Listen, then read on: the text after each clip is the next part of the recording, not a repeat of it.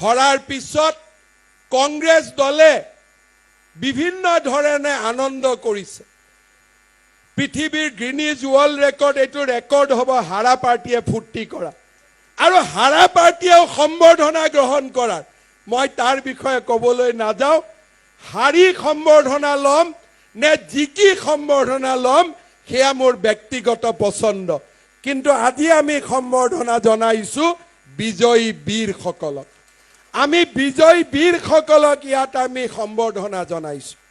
শ্ৰদ্ধাৰ ৰাইজ, কংগ্ৰেছ দলে এই নিৰ্বাচনত 80 লাখ ভোট লাভ কৰিছে।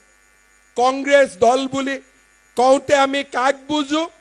জাতীয় পৰিষদ আৰু কংগ্ৰেছৰ সমৰ্থনত যিমান দল আছিল সকলোবিলাকক যদি আমি একত্ৰিত কৰোঁ, এই নিৰ্বাচনত তেওঁলোকে লাভ কৰা ভোটৰ সংখ্যা আছিলে 39%।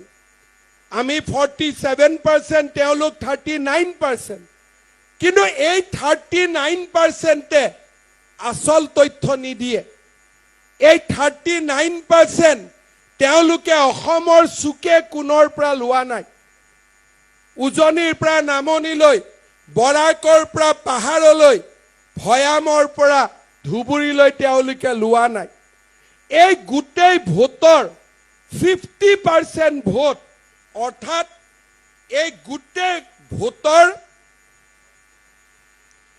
30 লাখ ভোট তেওঁলোকে মাত্ৰ 21টা সমষ্টিৰ পৰা লাভ কৰিছে। অসমৰ সংখ্যালঘু অধ্যুষিত 21টা সমষ্টিতে তেওঁলোকে পোৱা ভোটৰ আধা সংখ্যক ভোট তেওঁলোকে মাত্ৰ 21টা সমষ্টিতে লাভ কৰিছে। তাৰ মানে যদি আজি বিধানসভাৰ নিৰ্বাচন হ'লহেঁতেন, এই বিধানসভাৰ নিৰ্বাচনৰ ফলাফল কি হ'লহেঁতেন? কংগ্ৰেছ দল 32টা, বিজেপি দল 92টা।